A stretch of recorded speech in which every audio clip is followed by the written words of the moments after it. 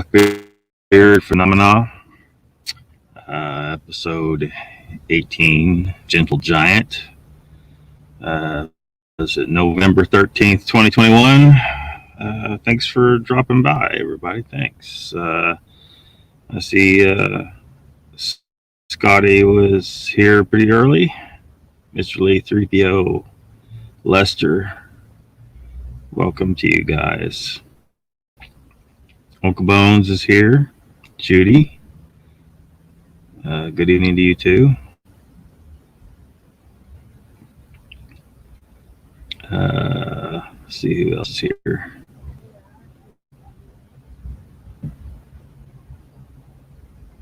Yeah, just lots of highs and hellos going on.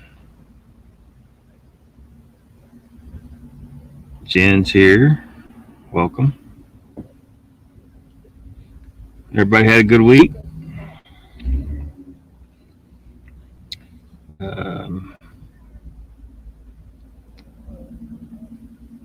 She's somewhere, I'm sure. Mr. Lee. Pat's here. Welcome, Pat.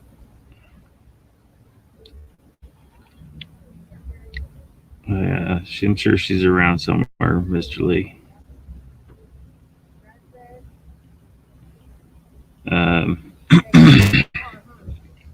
I am not at the farm right now because lightning hit that sumbitch.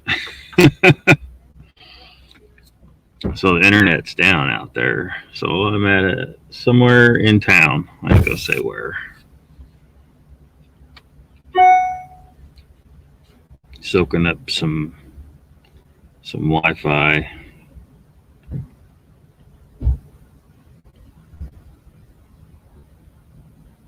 Yeah.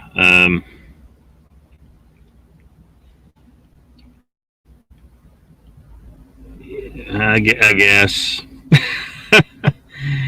I'm not sure if I want to. I'm not sure if I want to watch it or not. You know, if maybe wait till I hear what others say. You know, I don't necessarily want to give them the view. You know, but just one. But still, if there's anything magnificent about it,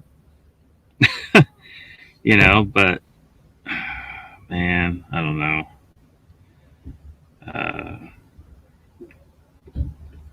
I know you were saying you probably watched it. I wasn't there last night for your show when it was live because I was exhausted after this week and fell asleep kind of early. But I caught it on a replay today, so.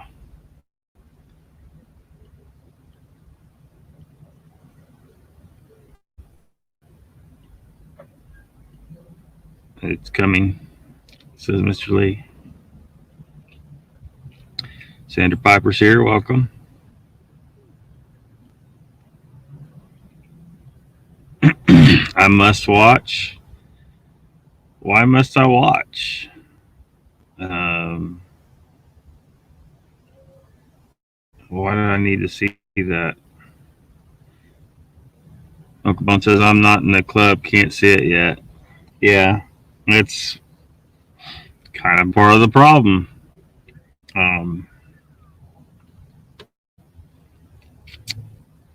It's a thoroughly monetized situation over there, you know.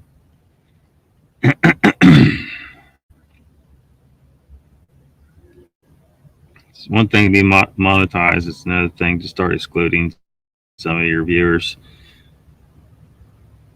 How dare I not watch your show live? You're banned from chat. I'm banned from chat. That sucks.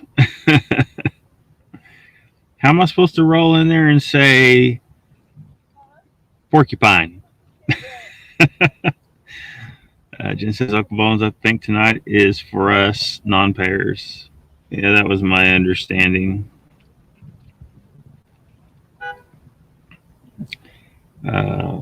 Michael Haywood says, hello, Lockbeard.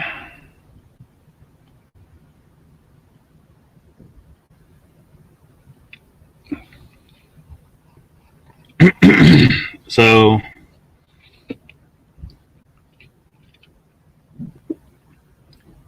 what do you guys think?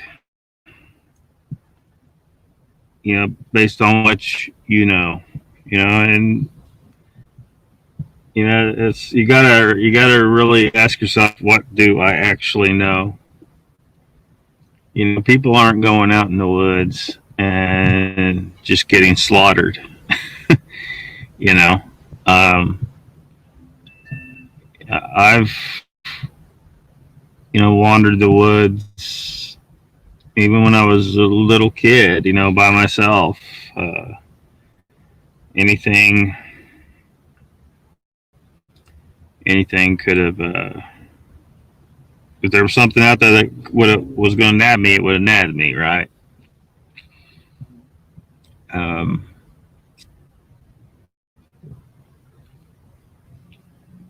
we got a few people telling stories about the Sasquatches, this ferocious beast that's just waiting for an opportunity to kill some humans, and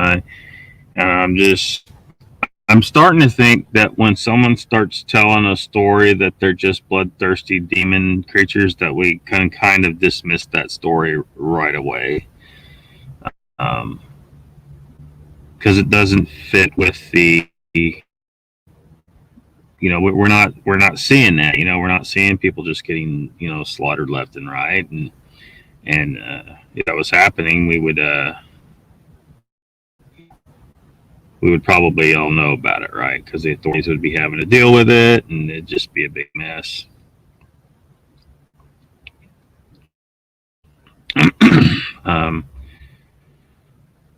Let me see if I can catch up in chat. Where was I?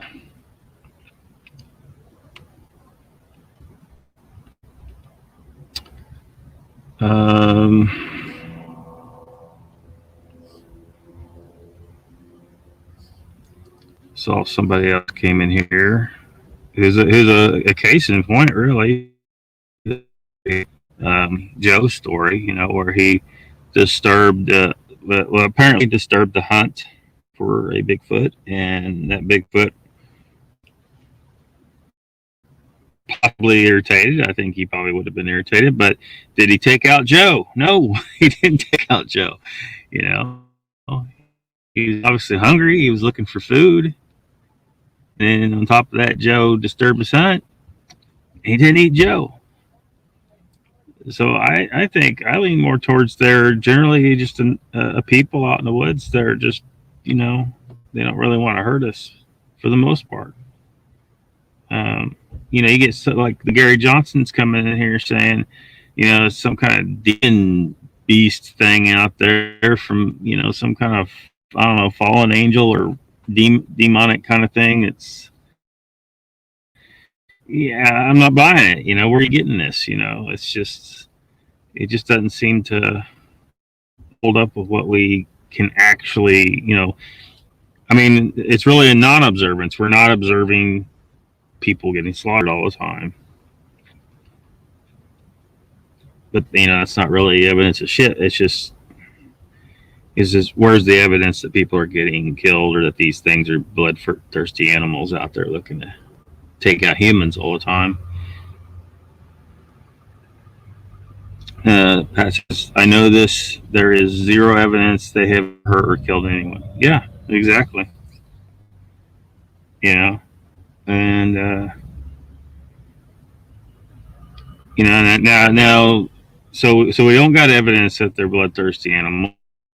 Now, does that mean they're necessarily a gentle giant, or do they just not mess with us because they know come back in numbers with guns and shit? Maybe they just act right just because they don't want any trouble. Scotty's rolled back in, it looks like. Jen says, I think if they wanted to do bad things, they would, and we couldn't do much about it. Probably so. They're as sneaky as they appear to be. They could certainly sneak off with some children or some shit, or just a regular human, just bop you on the head, you're not going to be making any noise, and you're gone. And then what? Who's going? Nothing that can be done if they were doing that. And people might say, well, the missing 411 cases. That could be anything. It could be anything. I mean, you could try to say, well, it's Bigfoot. I mean, you could say it's alien, say it's government harvesting people for experimentation or some shit. Or it could just be a few really slick serial killers hanging out in the woods.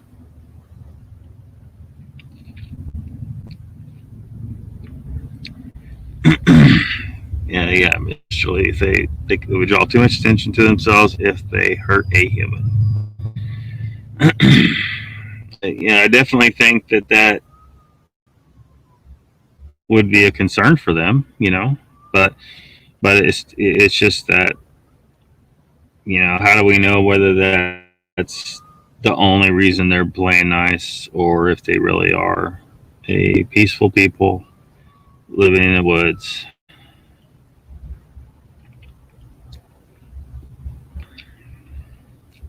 Lester says he listened to William Jivnik. How do you pronounce that name? Jinnig. They will make a ham sandwich out of us or a sleeping bag burrito. Yeah, exactly. I mean, some people tell these stories, and I'm just like, I just, it kind of when you start talking about how the stuff like that, it just makes me think you're making stuff up at this point, because we're not seeing the evidence for that. We're just not seeing it. Daddy Booger.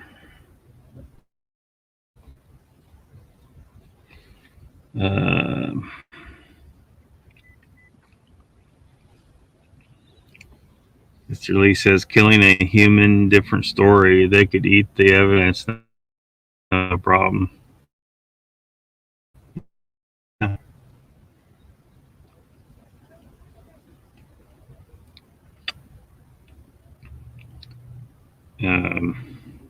There we go. This thing's not being very responsive tonight.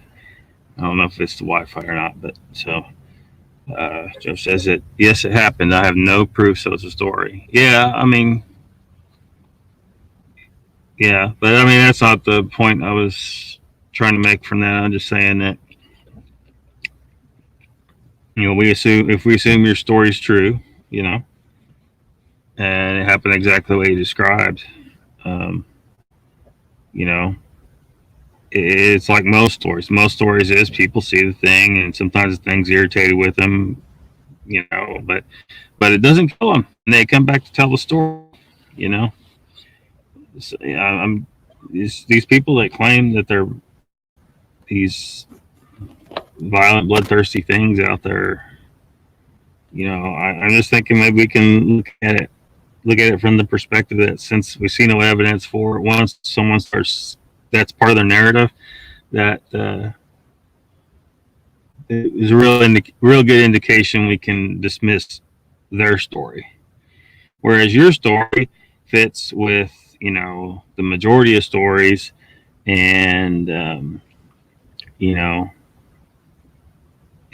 with the reality that people are coming back and telling the story, you're not dead. So that puts your story, a few tiers above someone saying, oh, this thing, they're bloodthirsty, they're out to kill us. Well, why are you here? Why are you telling your story if the things are so bloodthirsty and they're going to kill you? And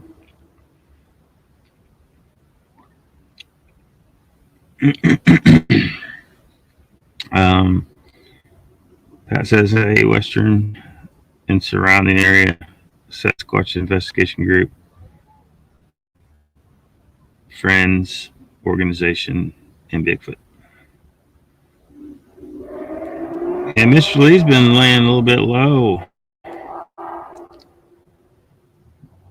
Randy says, it's not a story, Joe, it's your truth. I prefer the term myself. Just saying. And welcome, Brandy.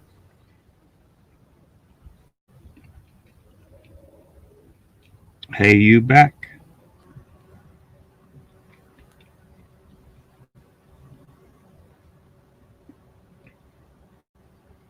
Um,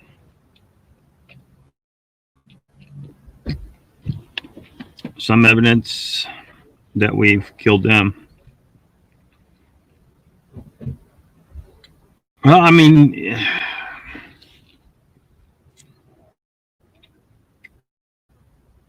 is there really? I mean, I know there's people claiming they've killed them, but we have no bodies. There's supposed blood, but I'm not 100% convinced on blood. You know, I don't know. I don't know about that. Um, I kind of have no doubt that humans have killed some Sasquatch. I really have no doubt of that because that's all we do. We kill every damn thing, and certainly our government. It's just that there's not, as far as I know, there's no concrete evidence of it. Um, so while it's a good, I think it's pretty solid supposition to make. You know, just based on just just reasoning. You know, it's just that you kind of to say it 100% need some solid evidence, and I'm just not sure I'm convinced we have that yet. Papa Craig is here. Hello. Brandy says, Jen, thank you. Miss Lee, everybody. Um, Chat's trying to get away from me here. Craig says, yeah, people are as vicious as animals come. Yeah. Yeah, we have tremendous capacity for viciousness towards ourselves and everything else on the planet. Maybe the eighth evidence. Patrick Vaughn says, I believe they are opportunists. The larger the area they have to escape into, the greater the possibility of them doing as they please. And welcome to the chat, Patrick. Jen says they seem to usually slowly escalate when they want someone out of an area. Joe says, Sasquatch number one, we need to stay elusive. Sasquatch number two, right, let's go kill them campers. Sasquatch number one, okay, let's do that. I don't know if that Pat said if they had the evidence and there is still no evidence, right?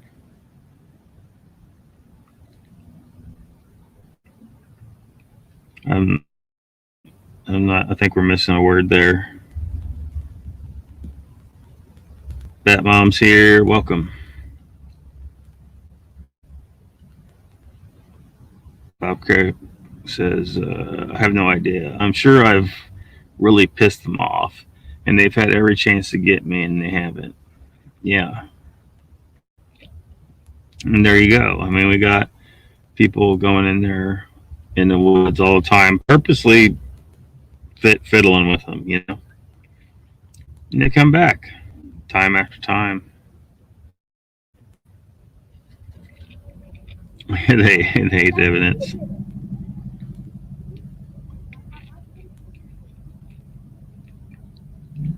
Lester says, I would not trust them, but I don't think they all will hurt us. I'm thinking of Jeff Harding's encounter. Yeah. Well, like I said before, I just, they're a race of people. They're humans. I think they're humans. And I don't know if I want to dive into the full reasoning behind that, but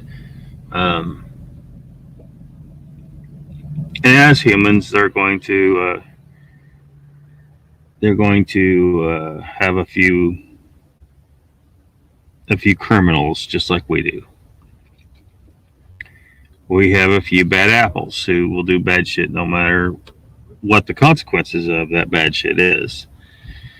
I mean, we see it all the time. And we're supposedly this advanced civilization, and we have people that still do bad things, even though they know they're going to go to jail for, life, or in some states get executed. They'll still do that shit. And I would guess in Sasquatch society, they, especially knowing the danger of being revealed to humans, at least the danger that they perceive, they probably have pretty harsh, law of their own. And except they don't have jail, so I don't know if they would beat the living shit out of a bad Sasquatch and just to say, dude, you're fucking up, so we're gonna kick your ass, or if they would just flat out kill him because he's risking them all by some of his behavior.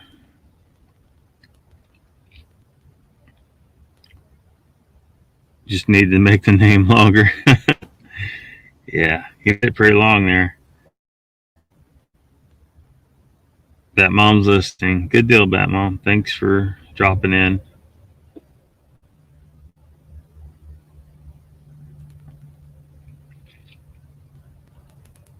No, they ate it all, Mr. Lee says. Papa Craig says, I hear you, Mr. Lee. It can be hungry at times out there.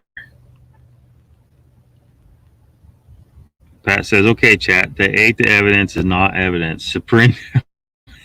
Supreme contradiction. It's like the little kid that tells his teacher the dog ate his homework. You just didn't do your homework, kid. Come on now. Mr. Lee says, intermittent fasting is the answer, Papa Craig. Yes, it is good for you to fast. Give your gut a break, folks. Listen to Mr. Lee about this. And an occasional longer fasting is good for you, too. 3 squares a meal kills you slowly. It's really not good for you. So-called squares. Patrick says, I've eaten evidence. Evidence I've eaten. Hopefully, I mean, is that where your cache to the footprints went? Because that's, man. Huh? How did Hellboy put it? It's going to take some heavy fiber to move that out. And I certainly hope you didn't eat the poop evidence. That'd be a bad deal. Patrick Craig says, good grief, Pat. Get a sense of humor.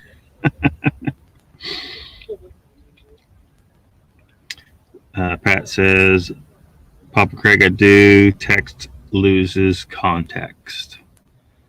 Michael says, Lester used to be a cannibal. Oh, yes.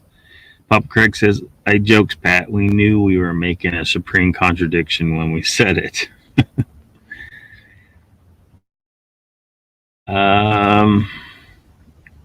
Mr. Lee says, I would eat a person no problem if I was hungry enough. Most humans would.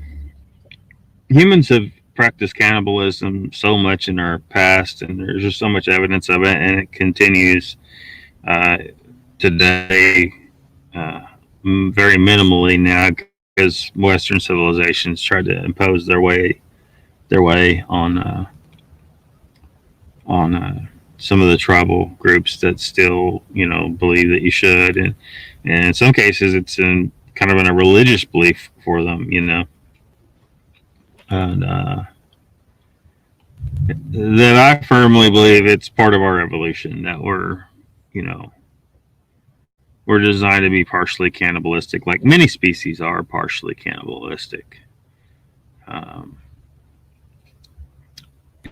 And as such, since I think Sasquatch is human, I think it's very likely that they have a little bit of cannibalism too, and would probably have little issue with considering humans as a food source to some extent, but they would probably like us, like, you know, if you see a cow and you're hungry, you're going to eat the cow until there's no more cows, and then you might consider humans. And if you're from of course, if you're from our culture, which has an extreme aversion to cannibalism, you might go hungry for a long time before you would consider eating humans. But, you know, that's a cultural thing. But we can only speculate what Sasquatch's culture is, really. I'm just saying that it's probably within their potential behavioral complement to be cannibalistic at times.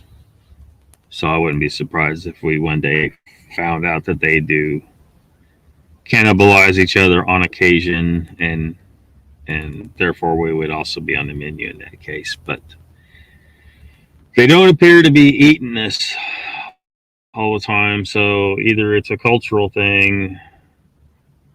It's got to be a cultural thing for them, that they don't consider us a routine source of food.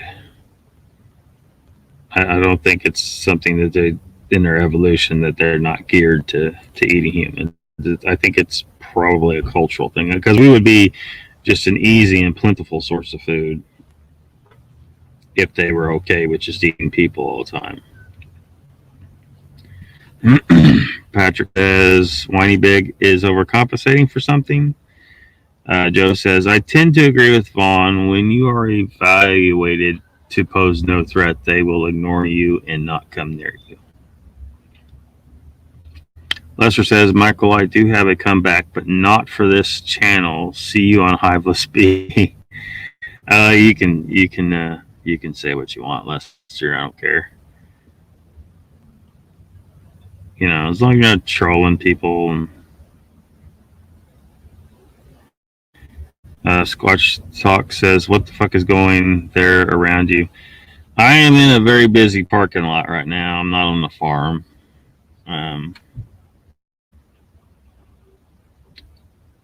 Because I don't know of a better location in this town that I can go borrow Wi-Fi. The farm Wi-Fi got hit by lightning, and they're waiting on certain. They had to get some components. Something, it was fried bad enough they need parts. So the Wi-Fi is down on the farm, and I had to come into town. Mr. Lee says, what goes in must come out, though. Yep, that's pretty standard. Joe says, I will add that I also believe if you are deemed a threat, they will only do what is necessary to make you leave the area. Yeah. As humans, as I think they're humans. I think they absolutely just have to be humans. Just a race, a big hairy race, but a race of humans, and that they are totally intellectually on our level, if not above. Which is hard for people to imagine. It's like, how, well, they live like wild animals in the woods. They're like, yeah, well, you know, Patrick on here teaches primitive survival for a reason. He's still connected to that kind of thought. You know, you go out in the woods and live on as little as possible. Why is he drawn to that? Why are some humans drawn to that? It's because it's our natural way, our natural habitat, and we definitely, like I was talking about last time, all this technology we're using has negative consequences on us psychologically and physically. We've become weak and pathetic in some ways because we have chosen to live these lives of comfort that our technology gives us. Maybe Sasquatch is smart enough to know, okay, yeah, this isn't good for us. It's making us weaker. It's making us stupider, if that's an appropriate term. Case in point. And it's better for us to live in the wild and keep ourselves strong and intelligent. maybe they're smarter for living the way they are. Technology, having technology doesn't necessarily make you better. It could mean the opposite of that when you compare us to Sasquatch. It could mean that we're just smart enough to be dangerous to ourselves. I mean, how intelligent is it for us to destroy our own ecosystem? I mean, we're constantly doing shit because we want this thing or that thing. We want this comfort or that technology that's destructive to the planet. We're destroying.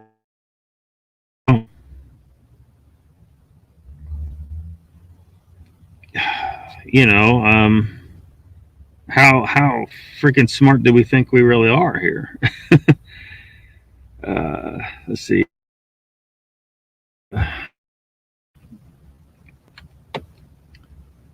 What's that supposed to mean, Vaughn? Says Joe. Mr. Lee says, "Are you kidding me?" Well, I don't know if I'm going over there. I don't think I'm shutting down Peter Kane.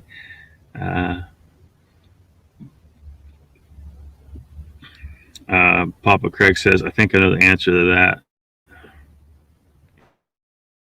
Yeah. Peter Kane's just Joker over there, joking around. Michael says, "Eaton 411." Maybe. Joe says, "I told you, Patrick, the penis thing is not my hang."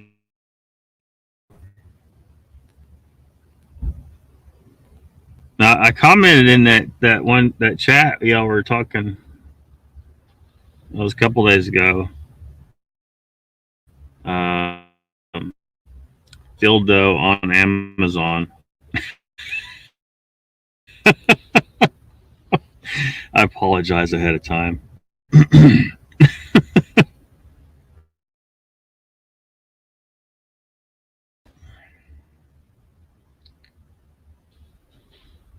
Dan, it's his birthday today. Oh, happy birthday, Daily Dan. He could on his lips, Mr. Lee. Pat says, I'm having a hard time getting the chats to pop up for some reason, but Pat says, "I'm about to go live, but it's content, so you guys and gals stay right here if you get the notification, okay?" Cool, Pat. Oh, and Pat, I saw where you was talking about doing your 12-hour thing, and you weren't going to be able to do it Sunday, and it looks like you're going to do it Saturday. Please do not worry about my show, okay? You're cool. Run right through it. Do your thing, man. I'm just over here running my mouth.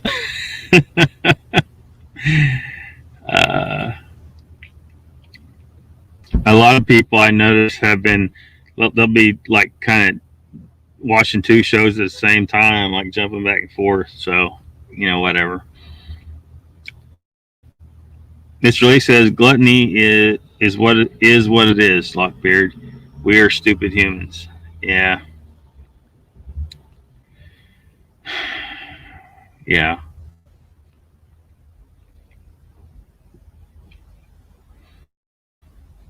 I don't know. I hope I can get people to start thinking along the lines that Sasquatch is not.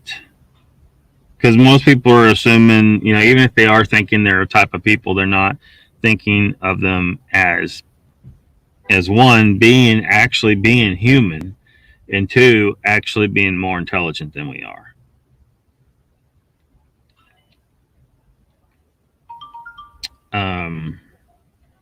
I can't prove that. I'm just saying it's definitely a very real possibility. Something that's been able to stay as hidden from us as they've been able to. Got to be, there's only so far that straight up elusiveness can get, and yeah, so it really needs to be a strong consideration that it's entirely possible that they are our intellectual superiors. Patrick Vaughn says TMI. Squash Talk says agreed.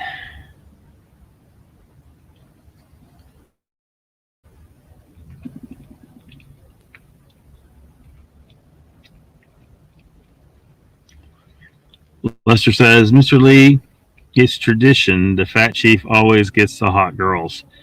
Shows he's the richest. Gold diggers go way back.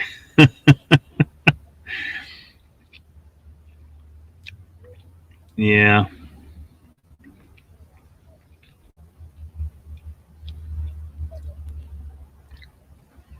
Mr. Lee says, Bigfoot Odyssey, Doc in 50, LOCKBEARD watch, and then after show.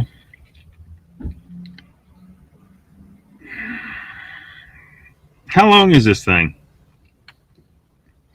You're a member over there, aren't you? So you probably already seen it, right? I don't know. I was planning on heading back to the farm after this, or maybe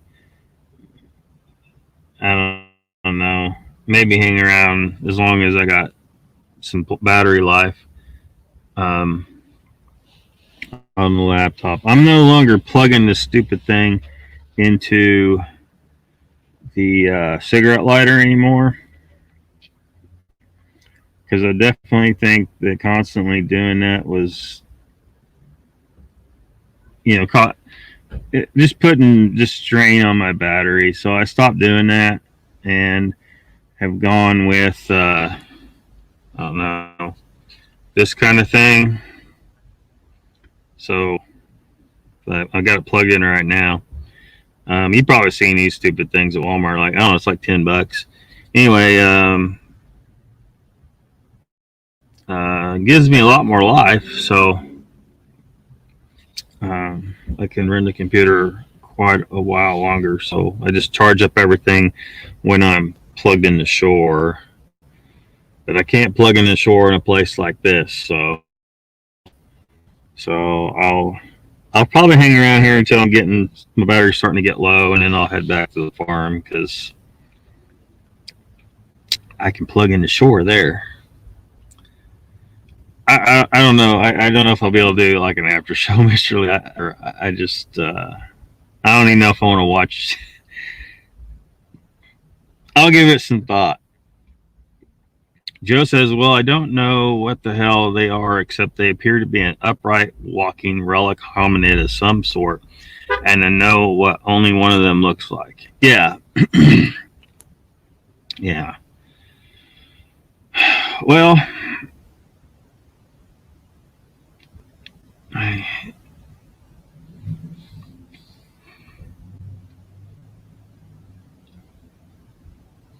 it seems like I've talked a little bit about like the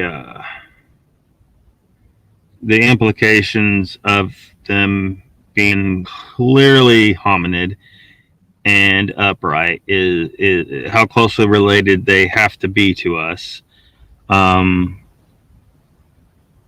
course, a lot of people, you start talking evolution, and you kind of lose people on that. But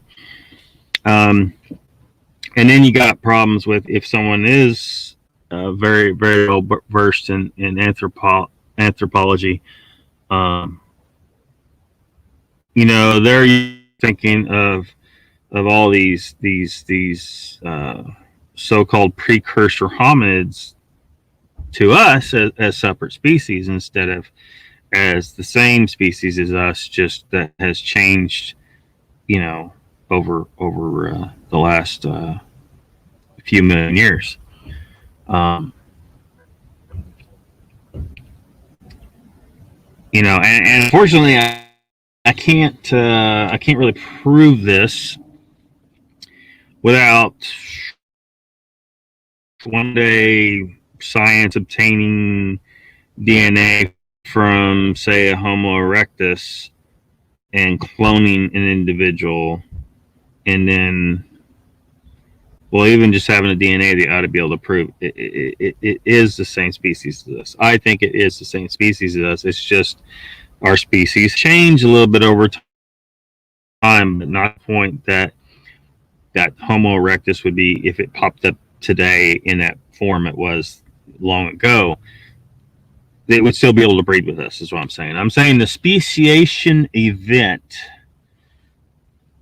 happened, well, at the point of the chromosomal fusion, that I think is what really caused us to diverge from chimpanzees. Of course, you start talking about that, and then you got some people popping up saying, "Well, how did that happen? We don't know." Well, of course, we don't know, but DNA, life finds a way, right? Jeff Goldblum tells us life finds a way, and it's happened in other species, not just us. So those people trying to say, well, it must have been aliens. Some aliens must have showed up, and they fused those two chromosomes together to make humans out of chimpanzees. No.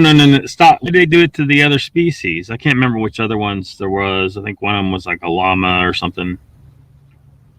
I can't remember. There's other species that it's happened in.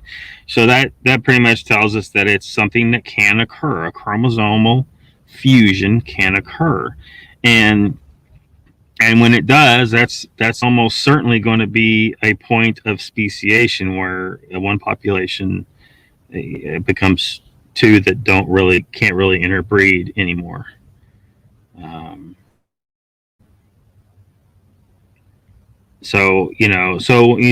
Anyway,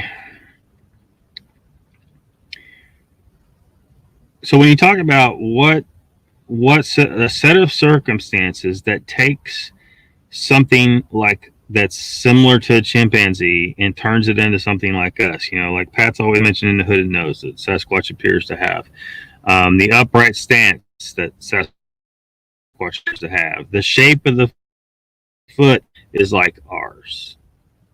All these things point towards, someone can try to say, well, it's convergent evolution. Look, I'm not buying your convergent evolution stuff, okay? All these things add up to Sasquatch is human. And I'll probably be dead before enough evidence to prove me right on that. But these all these similarities it's just too much for us to say it's a completely separate species. So let's see.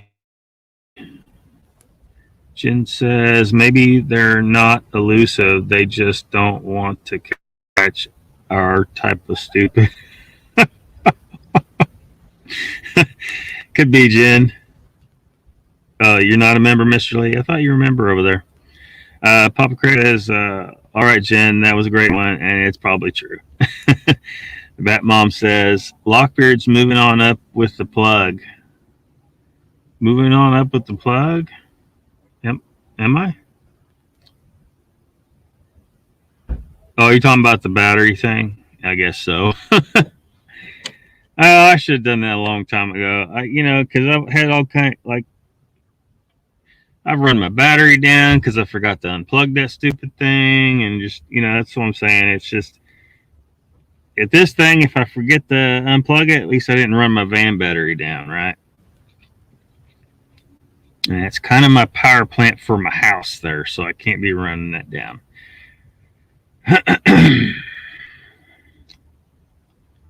So I might I'm going to look to see if I can find something that has more battery in it, because this is just something I grabbed out of Walmart, and it's been really nice.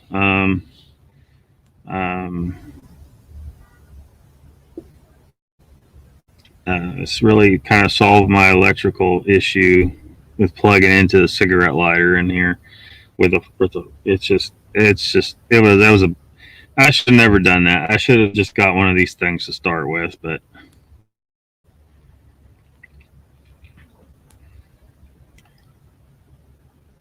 Mr. Lee says, battery life beat, plug me in. Jen says, Lester, you asked for the burn. Pop Craig says, those batteries are really helpful if you can't find a current bush in the woods. Yeah. Lester says, I know, but you bought it. Mr. Lee says, Jen, there have been stories about them laughing at us. Jen says, it was all in fun, Lester, no harm meant. Patrick Bone says, yeah, I'm not breeding with Sasquatch. Well, no. But, if some of the Native American stories about Sasquatch taking, human females and, like what was the name of the Russian supposed crossbreed, I mean, those kind of they couldn't, if they were separate species, they couldn't breed with us. So of course, those I don't really consider any kind of real evidence, but, you know, if those stories are true, then they certainly support what I'm saying.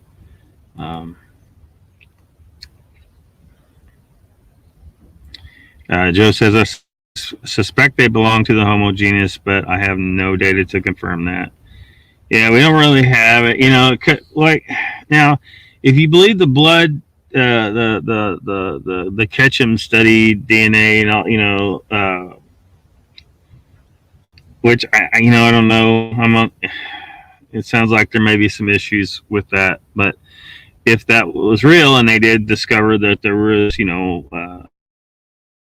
haplogroup H mitochondrial DNA, well, that's a smoking gun right there.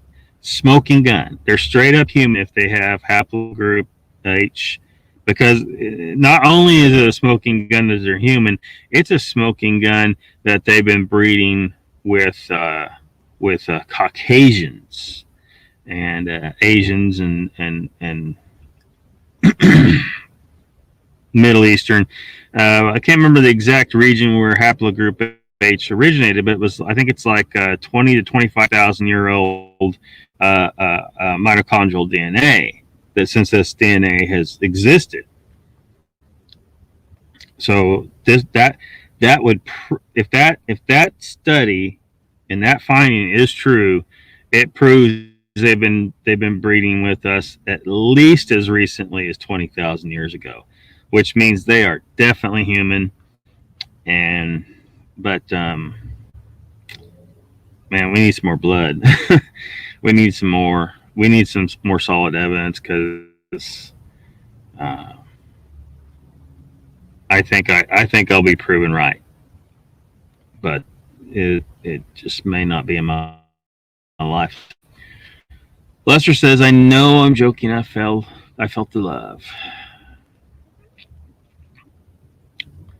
Mr. Lee says, happy birthday, Dan. Yep, everybody says happy birthday, Dan. Welcome to the chat, Dan.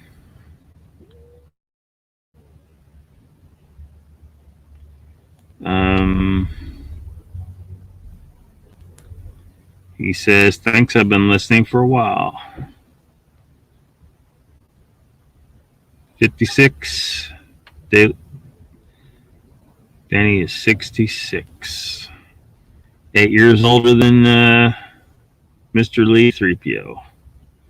Pyromedics here, welcome.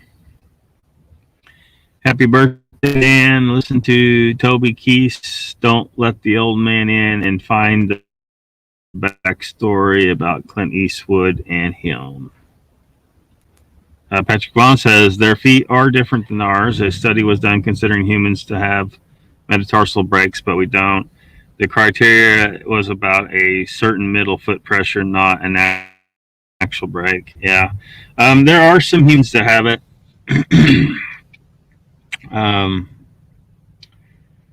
And there may be something going on with how a lot of us, we don't,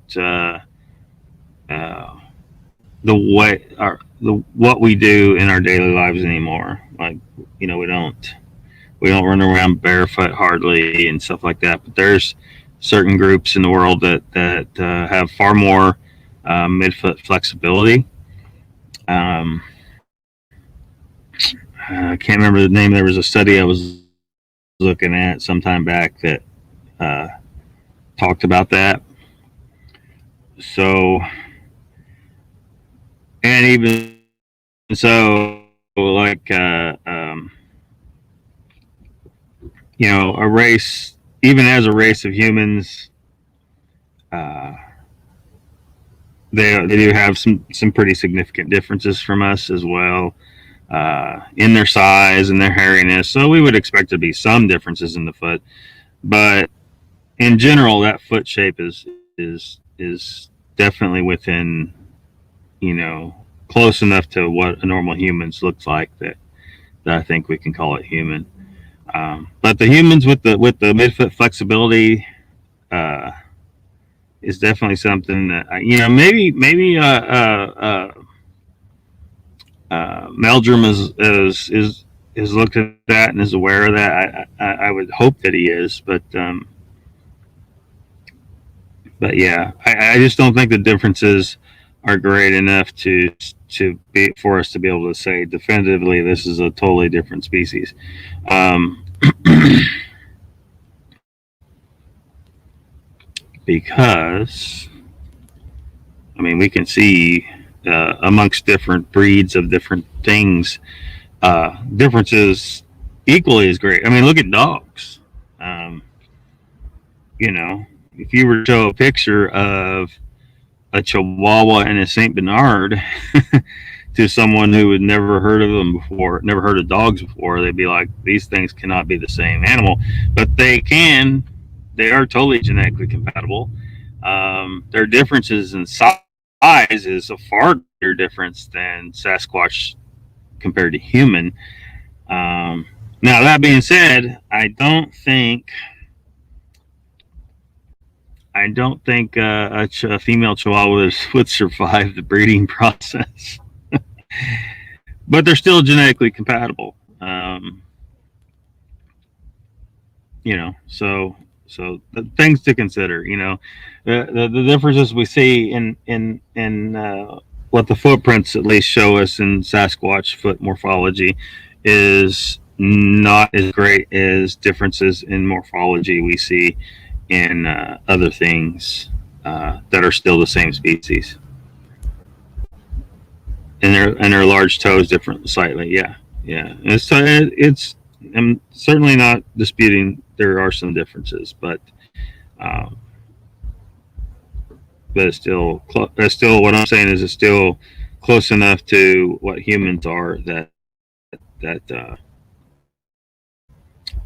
they are definitely within the range that could still be human. Um,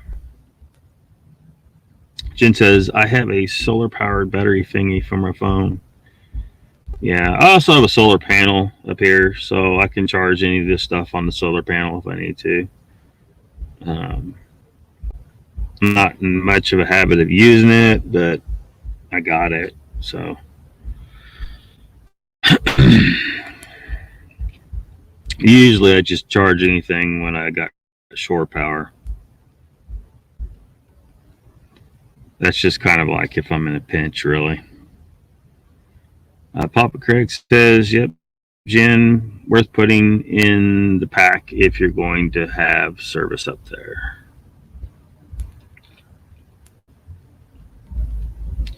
Paramedic says, hello, Mr. Lee. Been on a week-long deer hunt with limited signal and just too busy to watch any channels. Lester says, Patrick, I wouldn't recommend breeding with them. Look how Michael Haywood turned out. Yeah. Patrick says I couldn't get past the smell. Joe says, I'm skeptical about catch 'em steady. I'm not going into the whys because it doesn't really matter. Yeah. Well, like what was the like creating the publication that needed to publicize. On one hand you could say, well, no one would publish them, so they had to do it, and then on another hand he would say, well, there was good reason not to publish them. So yeah, I don't know. If we just could have more evidence found and to support what they found. Michael Haywood says, "There you go, Lester picking on me again."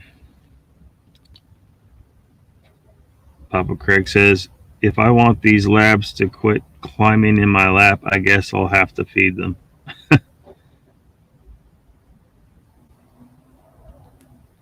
Lester says, "Hey, Patrick mentioned the smell." Mr. Lee says, "And many more to go, Dan. Keto." Michael says, "Dan, the other Mr. Lee wants to have a birthday party for you."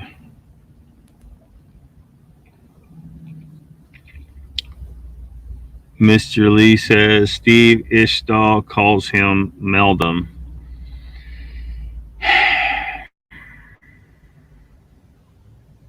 Well, look, I mean, you know, I'll be the first to criticize certain scientists in certain areas of science, but you know, Dr. Meldrum is the expert. He works for university.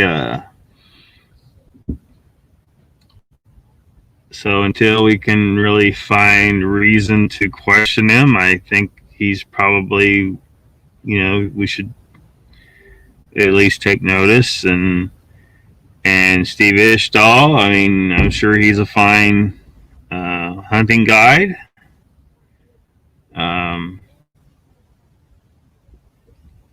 He's, you know, mediocre at reading emails.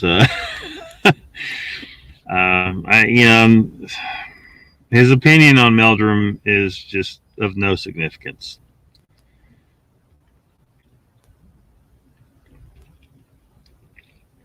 And Joe says, "Steve Ishdahl is an idiot, Mr. Lee, just my opinion." That opinion has more validity than Steve Ishdahl's opinion of Meldrum by quite a bit. Pyromedic says, "Heard I would knock that a year ago would have written off. I would have. I guess you say you would have written off to a burr acorn hitting a rock, but much louder. Old core land in an abandoned state park. I tried to convey I was not there to see them."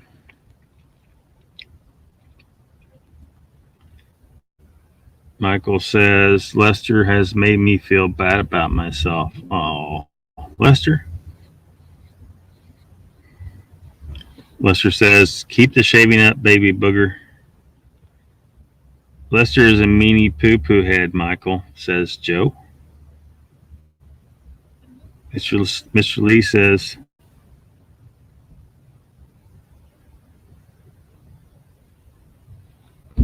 "Why is my van moving?" Look.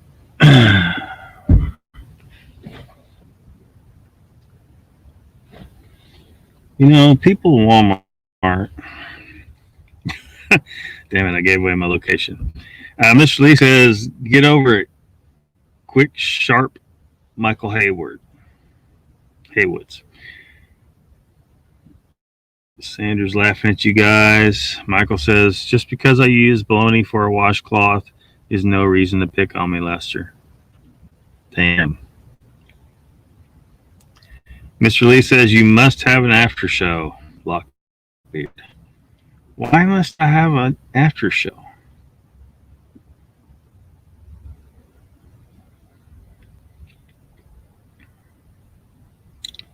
I kind of need my beauty sleep, Mr. Lee.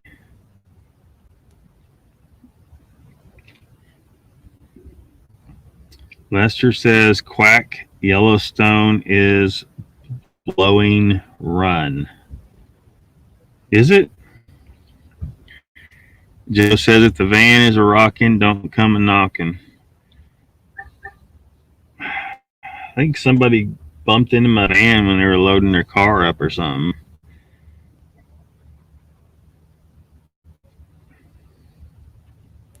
I couldn't really see.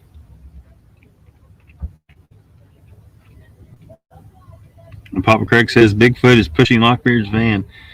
Well, I don't know. Maybe a few of these people shop up in here. They I don't know. They might be Bigfoot. By the look of some of them. Nah, I'm in the middle of a busy parking lot though, so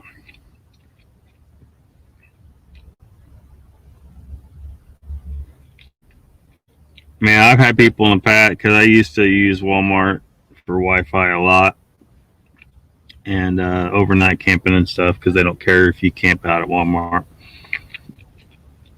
And like someone will like open their car door and then bump it right into your car.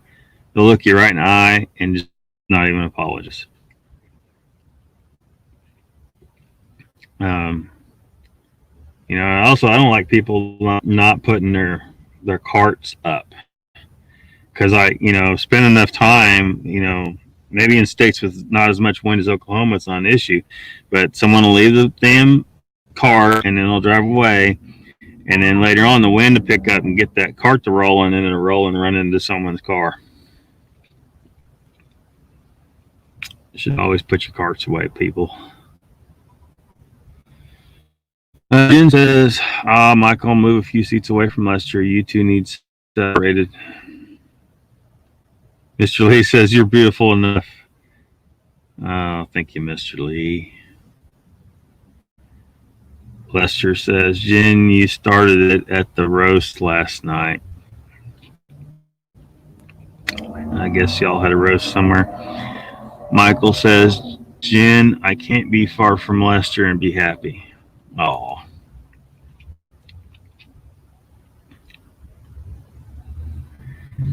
Joe says, don't let them get you down, Lester. Everyone will still like you tomorrow, even if you do pick on people. Yeah.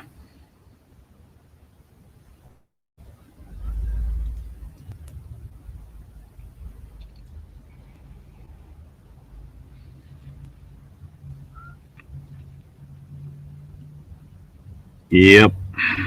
So,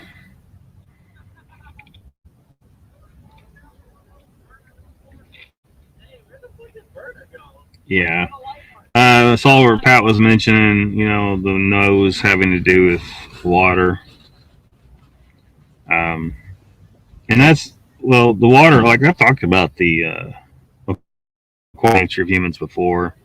We're highly adapted to semi-aquatic situations. Many things about us are semi-aquatic in nature, and so this puts, like, when you start thinking about, okay, what's the timeline here? Because if Sasquatch achieved some of these characteristics that we achieved because we started to evolve towards a more aquatic form of life, and then later on they diverged from us to become more of a forest dweller and became hairier and bigger. um, it paints a different picture because people are looking at them thinking, well, they're hairy because they're more primitive, instead of thinking, well, maybe the hairiness that they have now developed after developing the more hairless variety of human. You see what I'm saying? Like, because they still kept the the other aquatic traits. See, that's the issue. Now we still have hairs on our body. It's just very minimized. So we're near. We're not truly hairless, but we got a lot of hairlessness. And the thought behind the aquatic ape hypothesis is that we started to evolve in that direction, because if you look at aquatic mammals, right, they all still have very, very minimized hair, but it looks like they're totally hairless. But their hair is minimized because they are fully aquatic. Dolphins and seals and whales and all those. Humans didn't go quite that far, right? But we went far enough to start to become hairless, and I think our upright stance actually came from that waiting. it was necessary to be able to wade in the water. Um, so you start putting, playing around with these different factors, and I think it spells out a history where humans evolved uh, a more hairless type of primate that was upright, our nose shape, our foot shape, all these things. And then a group of us diverged and went into the woods. Just got kind of, for whatever reason, uh, certain race, maybe they just got separated from the rest of us for thousands and thousands of years and started to kind of go in their own directions, became less aquatic and or maybe even not necessarily less aquatic. Maybe they just started to evolve their hair to come back because they were living in really cold regions, or it was necessary to help them hide better, or whatever. It's a lot of that's going to be speculation because we really don't know. We can't prove for certain they're there yet, right? But for them to still have the other traits, it makes me think that was something that was like a return to a hairy state. It's not, they're not hairy because they didn't evolve with us in that direction. Does that make sense? Maybe it doesn't. I don't know. Lester says Joe Michael did start it about 6 months ago. Michael says Jeff Harding picks on me too. Does he? Bob Craig says Lester, that's what I remember. Joe says, yeah, he gets on me too, Lester, but I figure if he didn't, it would mean he didn't like me. Icon's in the chat, welcome. He says, Halito Achaeos. Hello, fellow chatters. Cy and Haywood. Mr. Lee says, Lockbeard, I'm going to watch Bigfoot Odyssey now. After the show would be good. Peace and love, peeps. All right, Mr. Lee. Enjoy. Michael Haywood says, thank you for understanding, Joe. Lester says, true, he is actually taking it easy on me tonight. I think he's feeling sorry for me.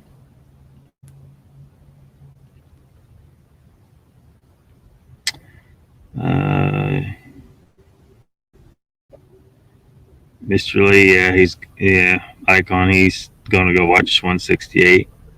I don't know why.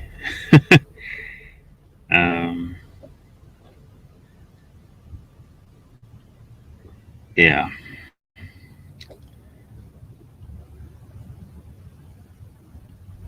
Let's see here.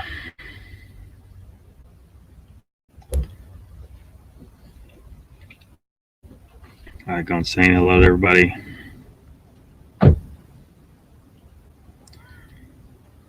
He says, peas out, Mr. Lee.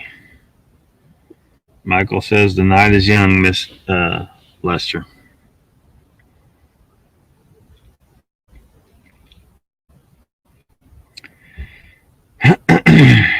Yeah. So, yeah. Yeah, we need more blood. We need more Sasquatch blood.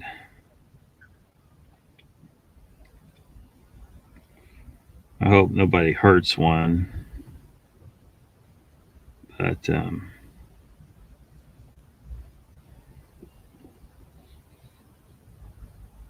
if you could get blood without harming them somehow to help prove, what they really are. So I don't know how we go about that.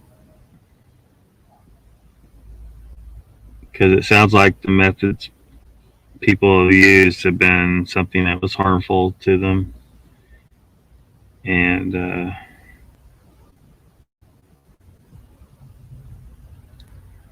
Icon says, has old Mr. Harding been here? No, he hasn't been here. Not tonight. Joe says, so let's talk about the possibility that pickles may actually be sentient. Do you really? Well, from a certain perspective, everything has some level of sentience. Um, you know, I mean, pickle can't talk to you necessarily, but um, if the entire universe is sentient, you know, the field theory type stuff that a lot of times you hear me mention Ken Wheeler because he's the one he's spent thousands of videos trying to explain this to people and how the universe really works. So I don't know if I want to try. I don't think I could do it better than he does. So I'm not, necessarily going to try. But I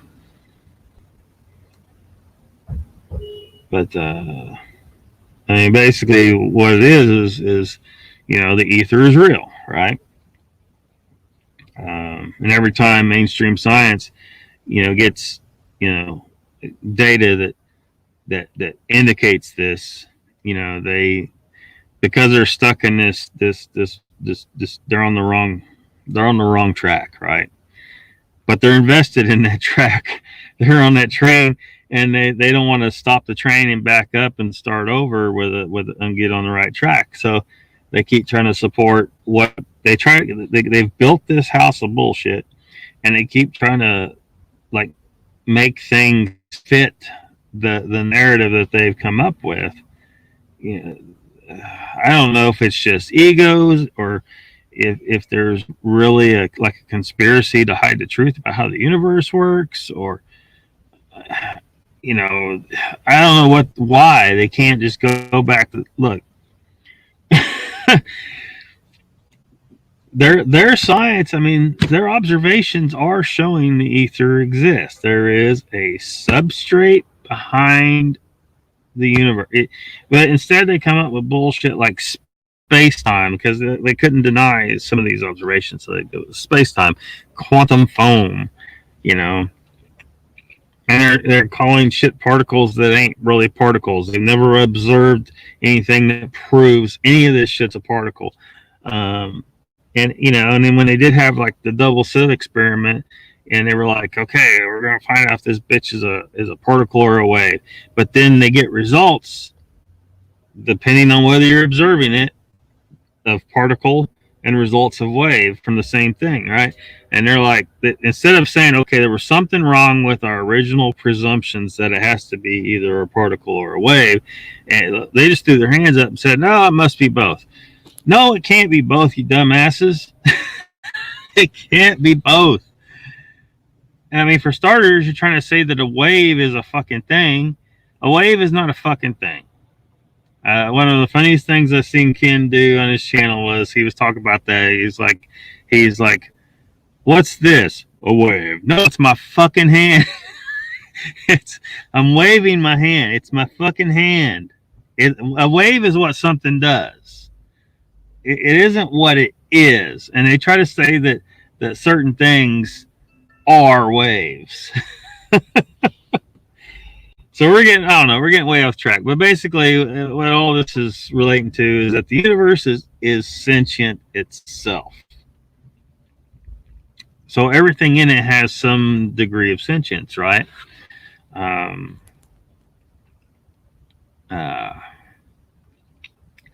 try to remember the term for something that means the spirit of the place, right?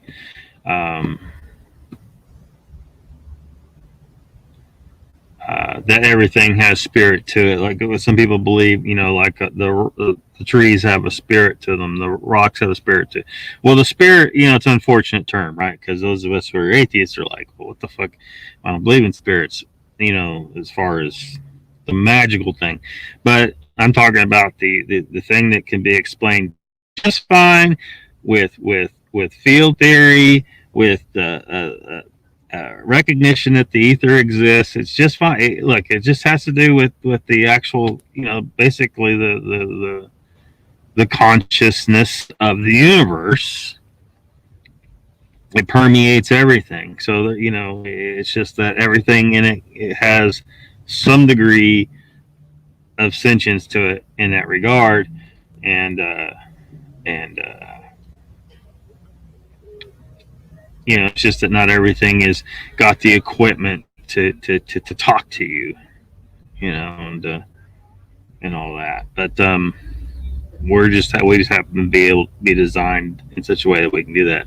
But pickles aren't. So you know, pickles aren't. Uh, no Jeff sightings so far. Uh, Joe says, I was kidding, Lockbeard. Man, you were easy sometimes. Well, I mean, but it's an interesting,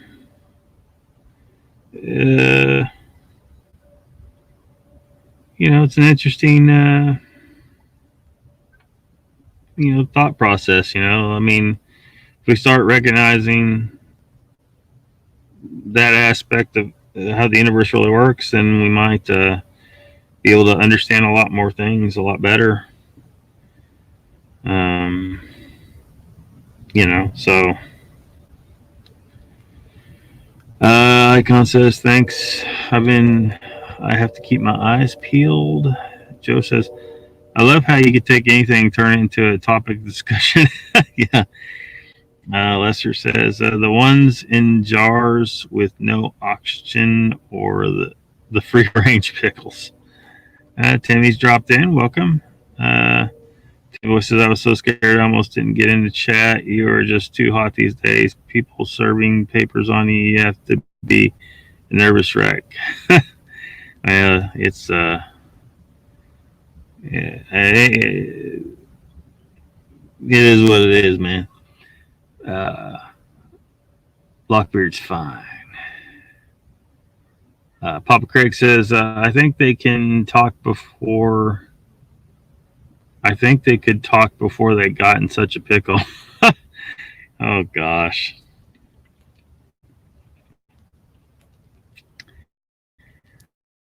Everybody saying hello to Timmy. PowerMax says this is about the time Jeff was supposed to put that camera in that blue ball. Maybe Bigfoot didn't like that. Free range pickles, yeah. Yeah. Icon says, yep, a wave is a verb. Bird. Yeah.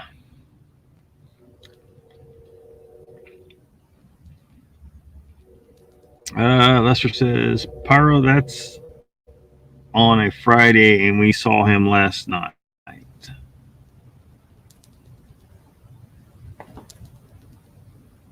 With free. Jen says, Lester and Joe, would free range pickles, wouldn't those be cucumbers? Probably. Uh, uh, hellos.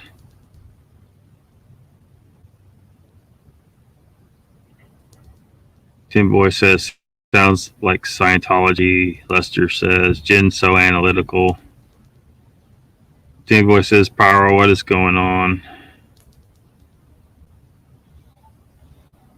Pyromedic says, hey again, guys, pickles is my safe word. Details matter, says Jen.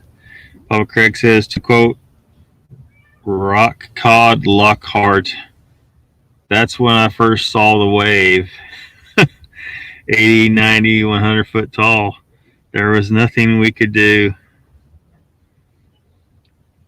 What was that from?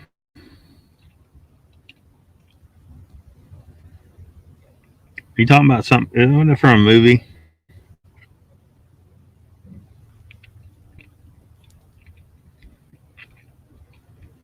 Icon says, Jen, but are they free range if they're held captive every once in a while?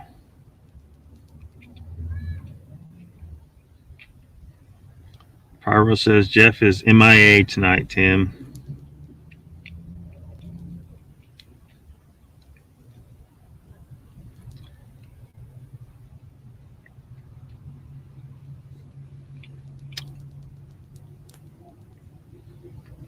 Michael says Lester tried to start a wave in church and got us kicked out.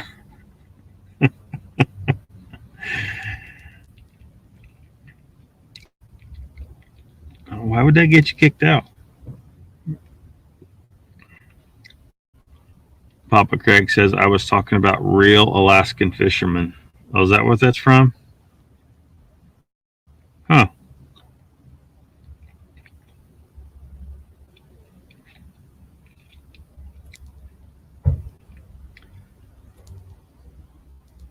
Well, I guess it pertained.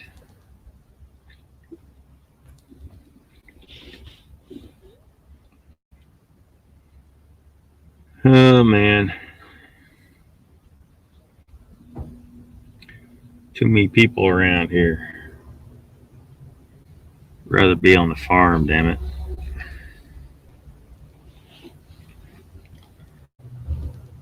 So what else? Mr. Lee abandoning us for 168.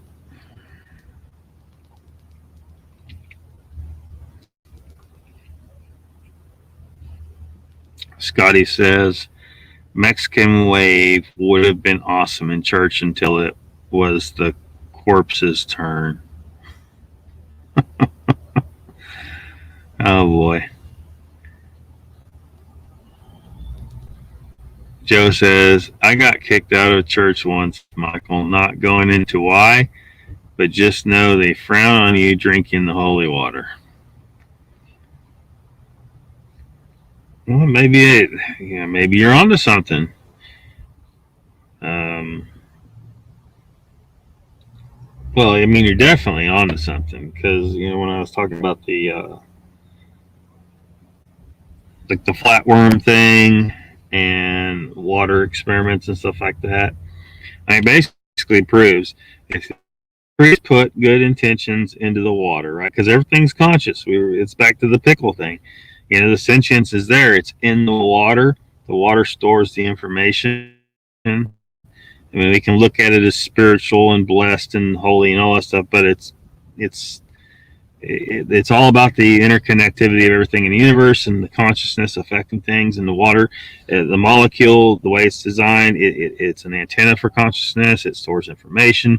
So basically, what I'm telling you is holy water is actually legit, though its effects would be subtle. However, but if you drink the holy water instead of getting it splashed on you or whatnot, or however they do that, it's going to have more of an effect for you.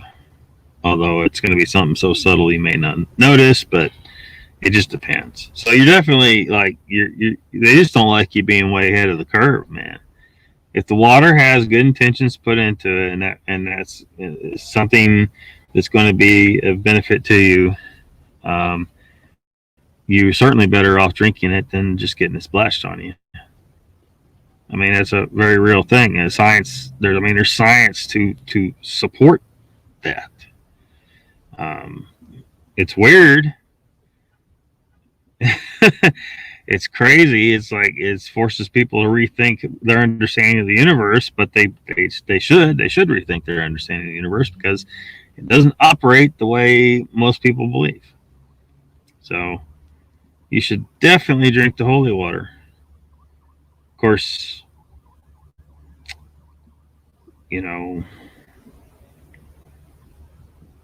gotta wonder about some of these priests though. The priest putting his intentions into your water might not be the best thing sometimes. Just saying. Ask the altar boys about that. Tim Boy says, so what was the topic about tonight so I can act like I know something about it?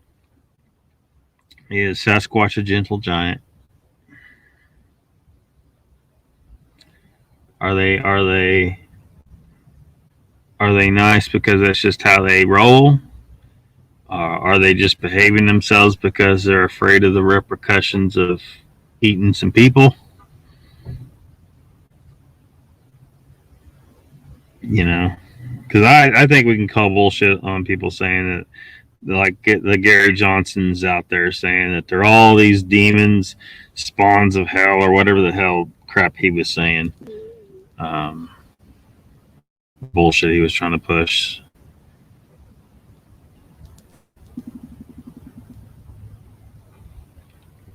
Icon says to Joe, you had that issue too, huh? Timmy Free Range Pickles. Papa Craig says, Joe, they don't like you spiking the wine with LSD either. Well, see, again, if they want to have a truly spiritual experience, that's exactly what they should do. Again, I hate the word using the word spiritual because it's all a scientific thing to me. But LSD does basically it opens up your perceptions to things that you don't normally perceive, things that many would call spiritual things in your surroundings, in the universe. So they should be adding LSD to their freaking communion wine, if they want to have a spiritual experience. Joe says it all comes back to the pickle thing, Lockbeard. Trust me. Yeah, it does. Michael says, my rifle, my pickle, and me. What?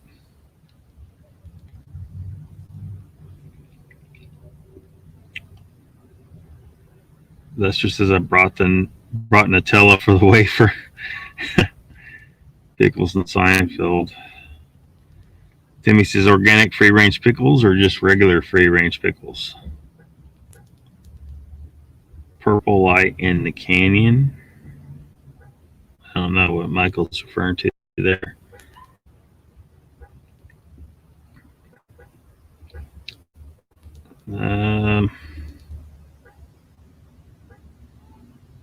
Pyro says, my head is exploding, my tongue like a pickle.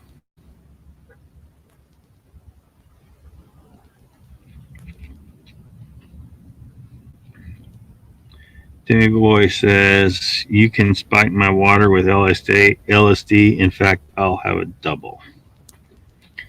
Icon says, the cucumber to Michael. The cucumber is sinking in the west. The pickles go down in the stream. The Red Wing settles in the kitchen. I have no idea what he's talking about there. Michael says Icon knows it too. Uncle Bone says 3 minute time to double dip. I'm not sure what he's talking about, but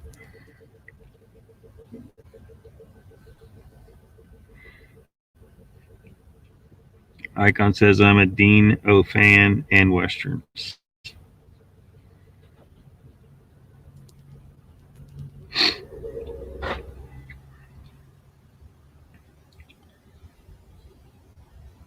Hey, Icon says, hey, Uncle Boner.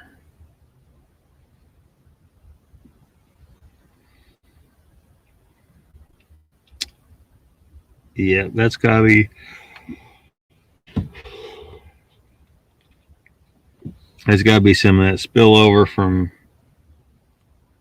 Hiveless chat. Lester says, Lockbeard, it's a song from the movie Rio Bravo. Cool.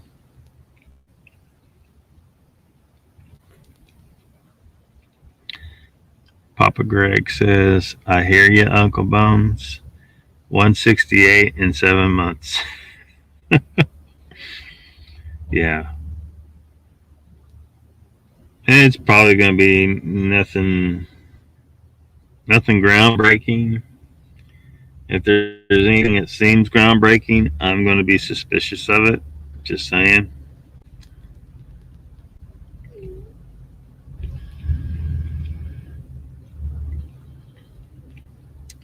Team Boy says, okay, I'm calling quits on everyone throwing pickles around. Yeah. I don't know what this deal with pickles is. You have to ask Joe about that. He started it, I think. Uncle Bone says it's starting if you want to see it. I don't really want to see it. I have a feeling I'm going to have to watch it at some point. I don't need to see it immediately, though. Besides, I'm kind of busy at the moment. Lester says, Team Boy, you didn't have to catch them all.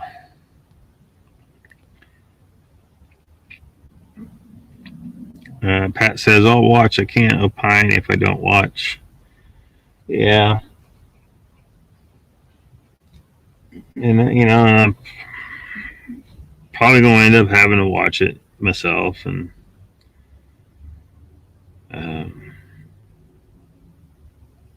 you know, I just don't have any big expectations. I wonder, you know, what was the holdup? Why did it take so long?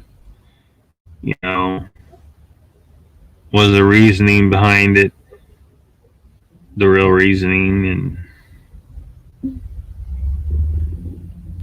Joe says, I apologize for hijacking the subject, Lockbeard, with my pickle hypothesis. You're perfectly fine.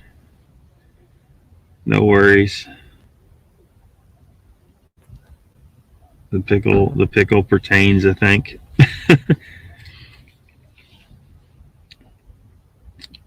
Icon says, hey, Sheriff, you forgot your pants. Shit, Pickles, you forgot your pickles.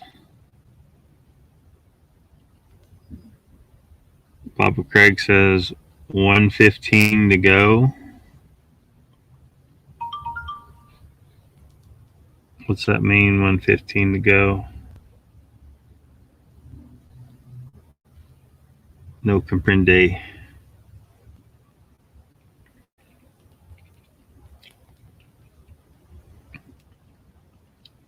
There's supposed to be something. Yeah, I see it there. Premiering now.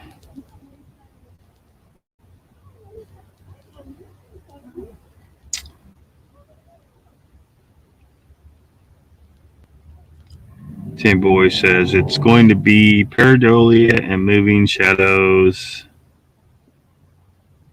and sounds that something. Lester says, Icon, now I see Stumpy throwing pickles.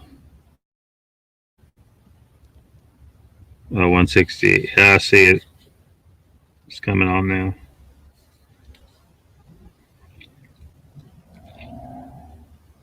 And we're live, yeah. Jen says, okay, so back to Bigfoot, maybe. LOL. Yeah, back to Bigfoot. I guess, no, it's not Icon.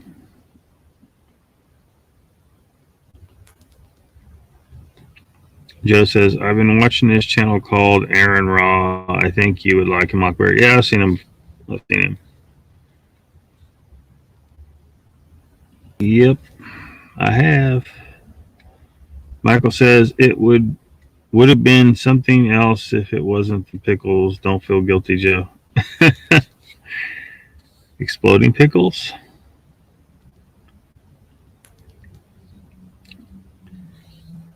Pyromedic says, like a train wreck, you have to look. Well, I'm going to have to look at it, comments on it. But, you know, like I said, I fully expect it to be nothing, you know, nothing special or anything. But if there's anything that looks, I mean, you got the pareidolia king of Florida involved. He's gonna make sure you think there's faces in every shadow, and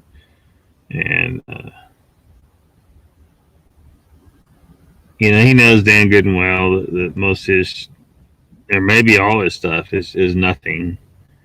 And you got to pay to go to his website and see his crap. And and you're not going to see anything that's any kind of proof. It's just not. It's just not there. He deals in making you see faces in the bushes, and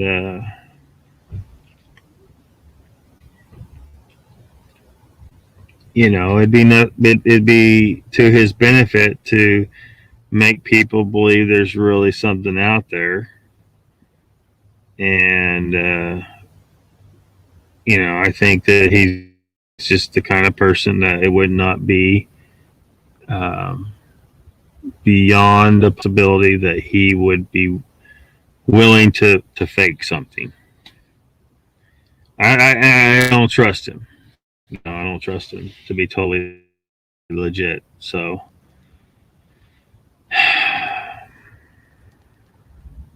text talk is brutal on me tonight, says Timmy. Lester says, I know, get back in the cell. Joe says, I have never seen one episode of Bigfoot. Really? I used to watch them, but I got sick of the nonsense over there. Well, and eventually I got just flat out banned. But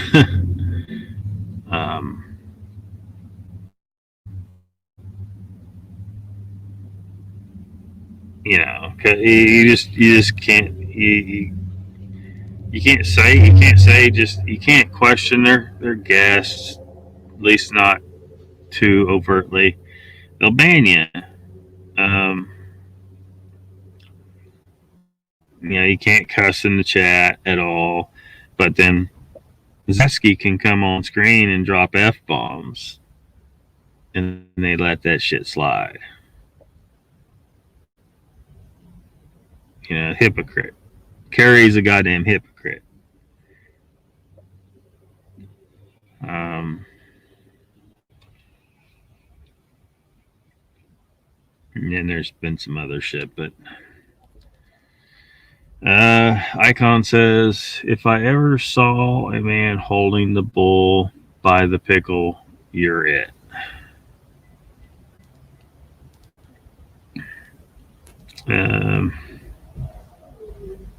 Is Truth Seeker here tonight? I don't know.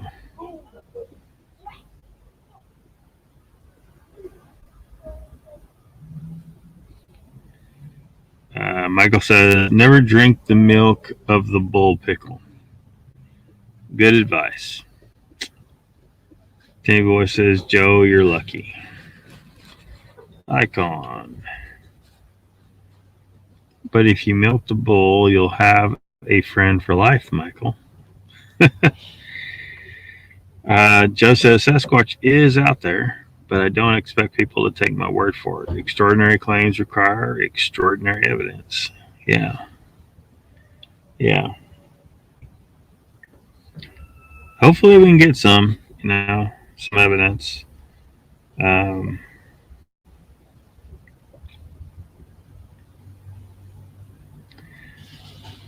But there's disagreement on whether or not that's a good thing for Sasquatch.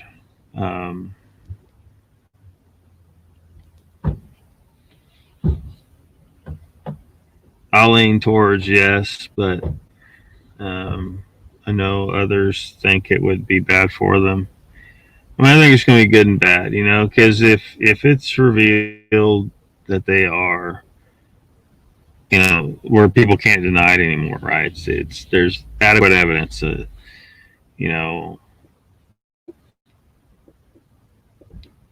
a body in view of everybody on the freeway or something, and they just can't deny it anymore. Yeah, you might have a few people running around out in the woods trying to find them. Maybe a couple crazy people think they're going to shoot one, but if they're revealed to be real, I think the government will be forced to immediately, because they've acknowledged they're real, they also got to acknowledge that they're people, and they also got to make it very well understood by the public that you can't shoot them. It would be murder. So that might thwart that whole issue altogether. People wanting to go kill them. The benefit to them, I think, is that people would suddenly realize that maybe we are being too greedy, taking over every inch of the planet bit by bit. We're doing it, and that maybe we need to make better efforts to reduce our impact and slow our destruction of new habitats, and maybe even start to restore habitats that we have taken over.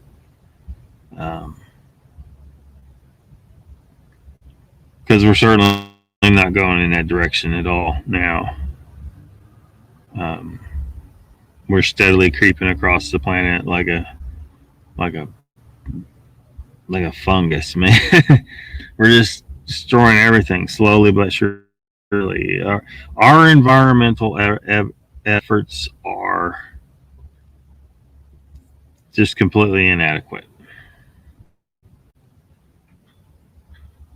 You know, they just are, and they will continue to be because we keep breeding out of control. Um, you know, not in our country, but other countries, and so I don't know. I think that at least the revelation that Sasquatch is out there will force us to do something more about our own environmental impact. You know, because we're just taking over too much of the planet.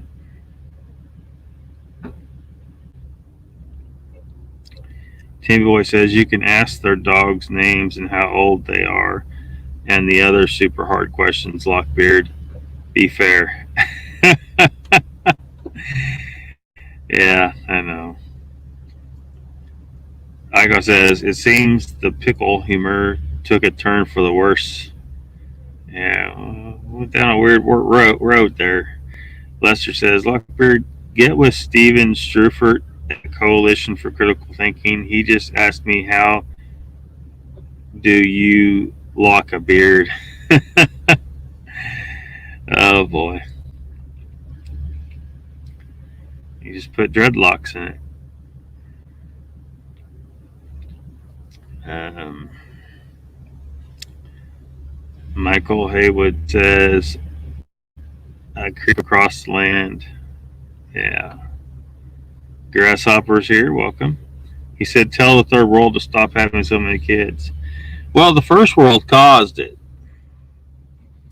A lot of people, they don't understand the dynamic. You know, they see the commercials, you know, a cup of coffee a day, you know, that much money will feed a kid and all this stuff. And look,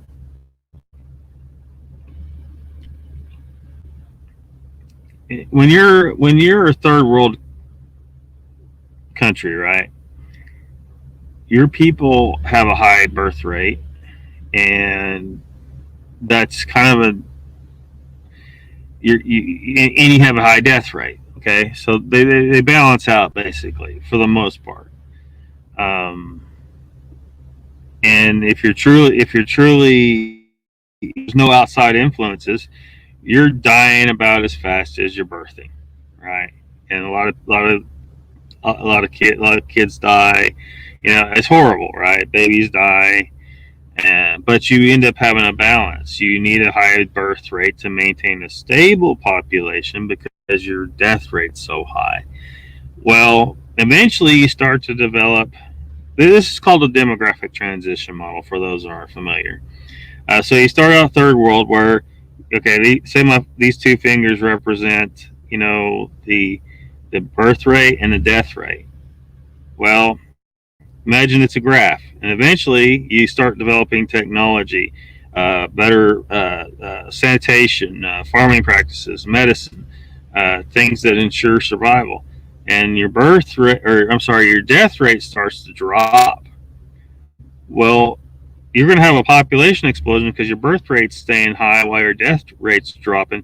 but eventually your birth rate starts to come down and get balanced out with the death rate again, and they level back out.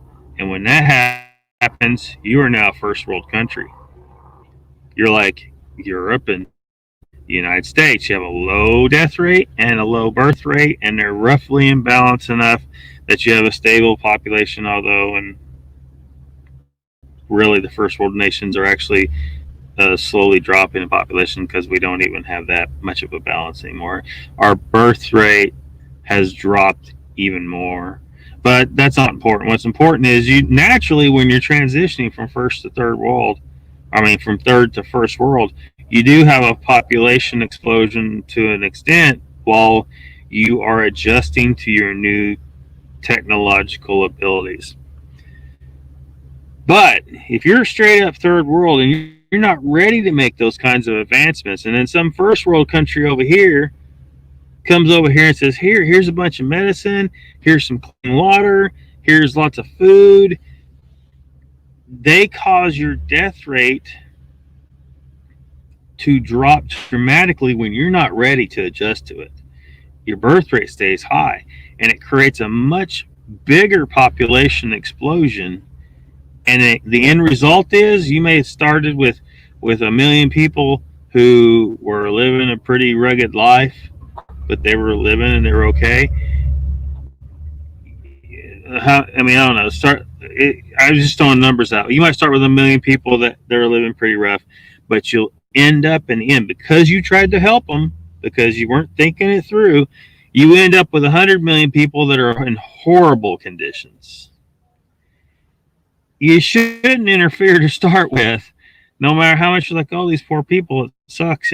Well, yeah, but unless you're willing to do a lot more than just throw food and medicine at them, you're just making things worse. You're causing more human suffering. You think you're helping by feeding those people, but you're not. You're causing more human suffering in the long run. You might feed someone today, but, and this goes beyond teach a man to fish. It goes beyond that. It's about an entire society being ready for that transition. They're just not. Sometimes they're just not. You gotta let them make that transition naturally, and that's where we messed up. That's, for first world people think they know what's best for everybody on the planet, and yeah, a lot of them, I'm totally are. I mean, the global warming agenda, the complete farce that it is, all about money and power, taking our rights away, destroying small business, just giving the government more control over you and your property.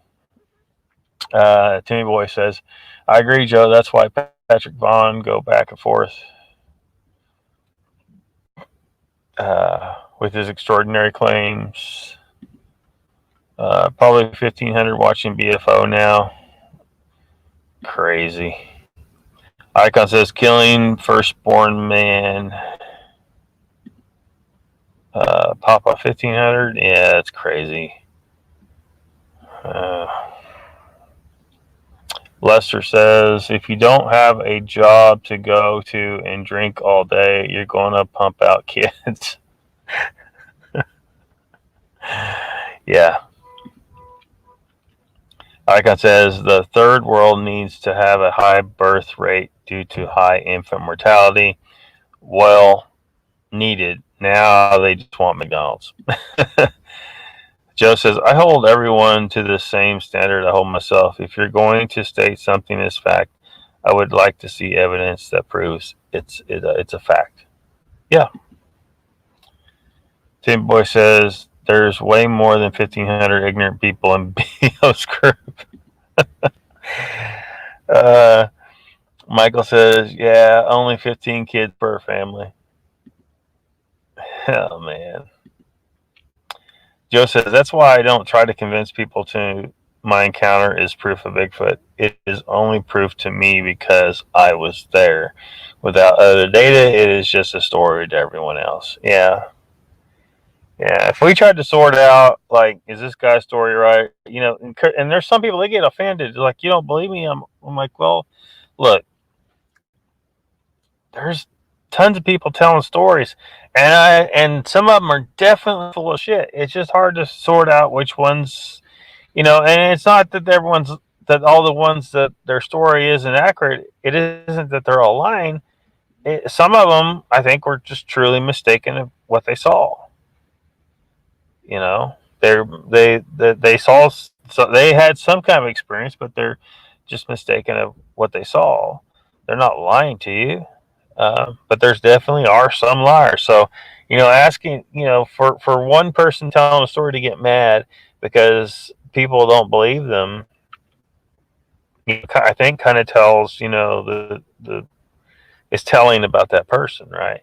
Because you should, if you're a reasonable person, understand that. Look, what you're saying is pretty extraordinary, and people just can't be believing every extraordinary story they hear. You should understand that they can't just believe you, and so if someone gets mad about that when someone doesn't believe them, I think that kind of tells you something about that person. But was that an orb?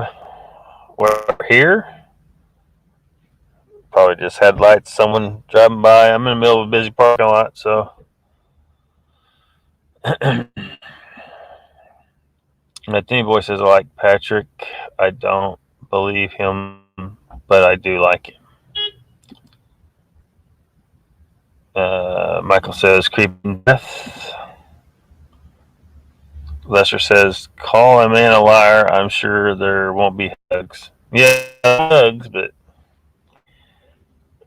a lot of times, like someone says, look, I can't believe that, and they don't just straight up call them a liar, but the person takes it that they're being called a liar. So there's kind of no way around it. Icon says, all right, Michael, how about while riding in my Cadillac? Uh, what to my surprise?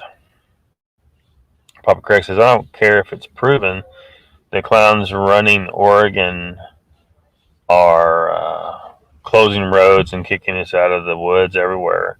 I don't want to give them another excuse. Yeah. I don't know how you fight that, get a bunch of people together, say, look, we want to be able to go in there again and just demand access because it's your land, it's public land. How the hell can they kick you out? Uh, Pat says, 168 update. It's so fucking bad. Horrible production and smothered in Bigfoot narrative, but no Bigfoot. Oh, shit. Yeah, sorry you're having to endure it, Pat. Michael Haywood says, Icon, you got me there. Purple People Eater says Lester. Icon says, a little Nash Rambler was following me about 1/3 my size. What? Timmy Boy says, one leg, one arm.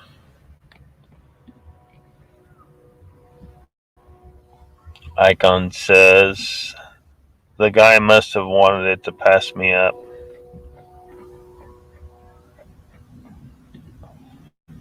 Michael says, I've got nothing.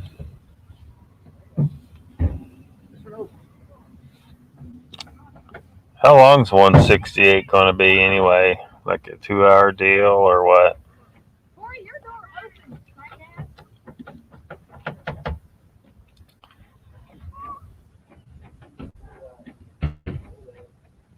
Lester's lost.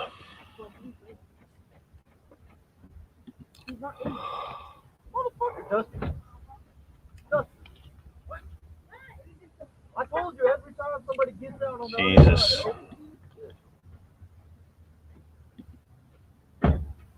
No Icon. 1:30. It's an hour and 30, Papa.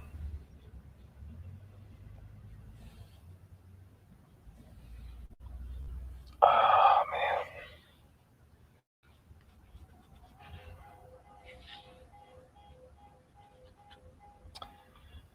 Maybe if I watch it on double speed, I can get through it.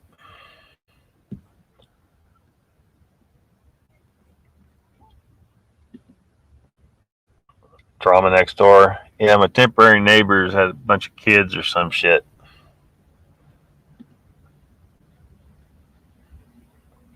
Getting out of their vehicle next to me. Lester says, not happy out there. Yeah, I don't know how much of that you could hear.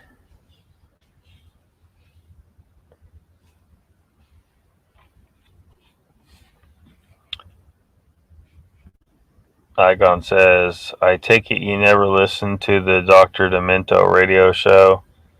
No.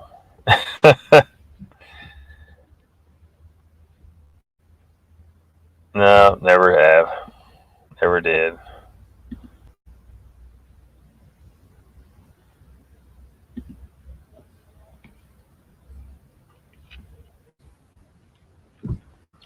Well, shoot.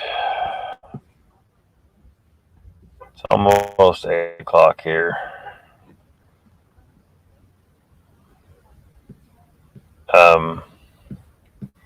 Is Central Florida Bigfoot going to be on tonight?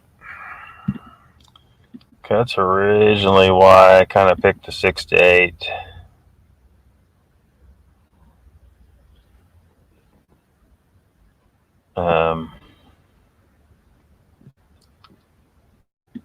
But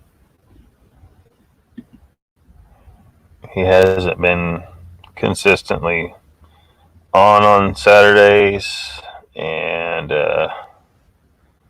looks like he did a short stream a few hours ago, so he's probably not going to be on. Squatch Talk says PUBG. Anyone? Say what?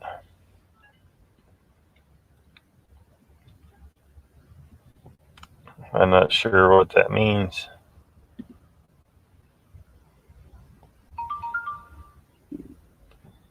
Michael says only they're coming to take me away, Icon.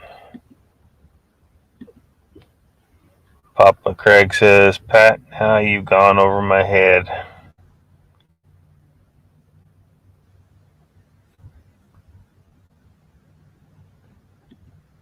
He says, let's squad up.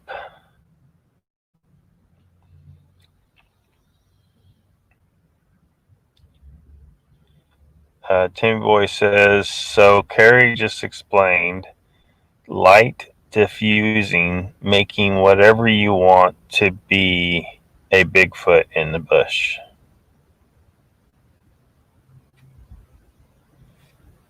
Huh?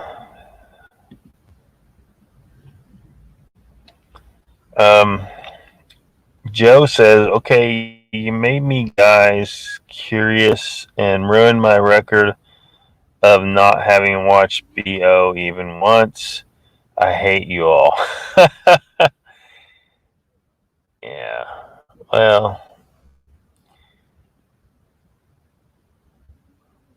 I don't know. If you had my experience with them, you'd probably not like them either.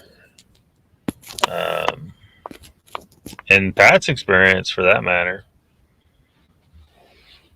and other people's. I mean, you go over there and look at their chat, and their chat's, very heavy on people with either a wrench or a dollar sign next to it, and they ban people so much. It's crazy.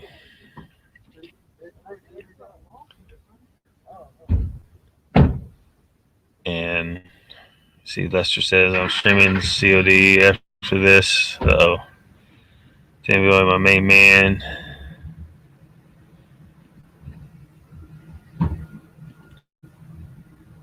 Sorry, Joe, I didn't mean it, says Papa. Um,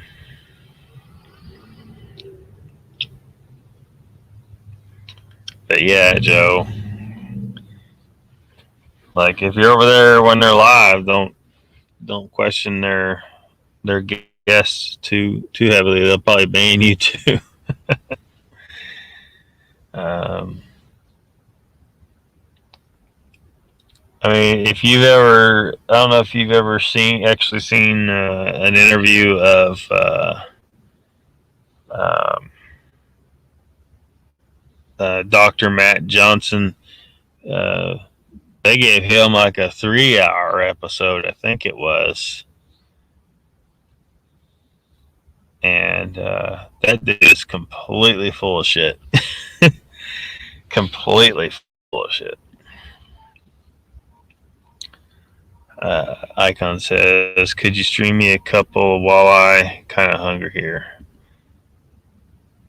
Pat says 168. It's bad. It's real bad. Shocker. Joe says, oh boy, here goes the pareidolia.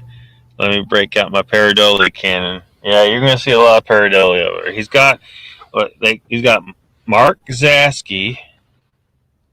See, Carrie seems to really love Mark Zasky. That's the guy I'm talking about who can come on the show and drop F-bombs, but every time they start a show, Carrie's like telling the chat, oh, you can't cuss, we got kids in here and stuff. But Mark Zasky can come in there and drop F-bombs the whole time. Carrie's a goddamn hypocrite just for that alone. Beyond that, I mean, there's more problems with him, but and his little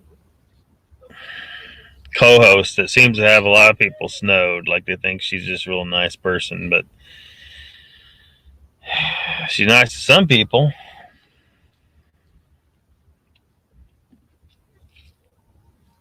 She's wretched to others. Icon says it's my favorite freshwater fish next to catfish. Yeah, it's really good. Walleye is really good. Jen says, I want a red circle in the 168. Oh, got yellow outline. So close. Yeah.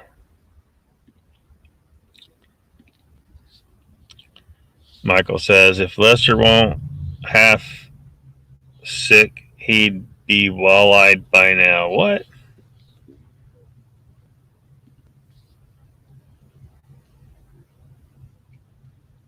Hashtag save the red marker.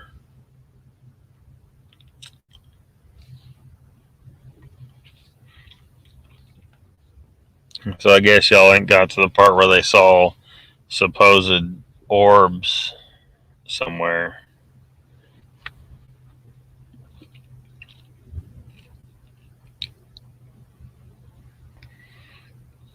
Tim Boy says, I'm watching 168 on a 70-inch screen. You can see it all. Shadows. They say are Bigfoot, and they ain't Bigfoot.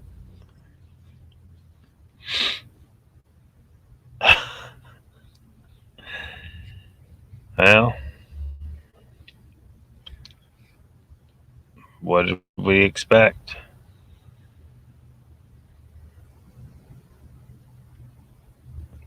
That's why I've been calling them bullshit Odyssey.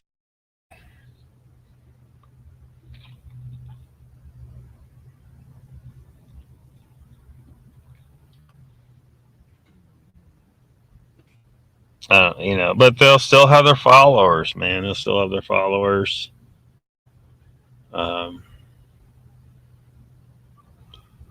Despite, all those problems over there.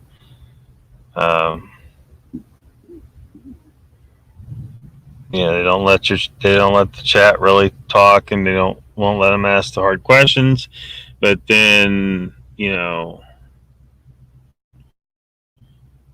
they'll turn around and do shit like have that one guy, I forget the guy's name.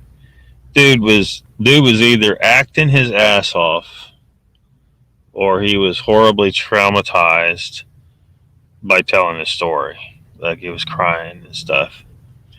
Um, they shouldn't have had him on, but they did, and a lot of people criticized them for it. But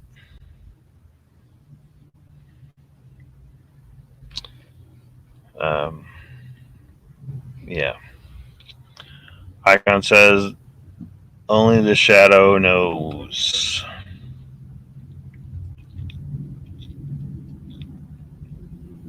They're it's all going to be crap like that. And if there's anything that looks like it's some big discovery, I'm going to have a hard time believing it's legit. I'm going to think somebody faked it to make 168 look like it succeeded somehow. It's going to have to. It's I don't know. I'm not expecting honesty over there.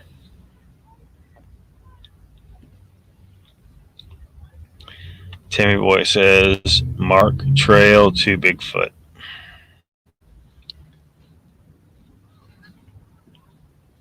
I'm not sure what that means,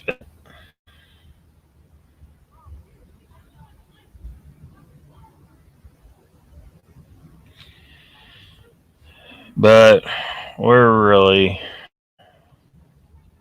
I shouldn't be running into no 5-hour deals anymore on Saturday. So I think we'll go ahead and shut her down, and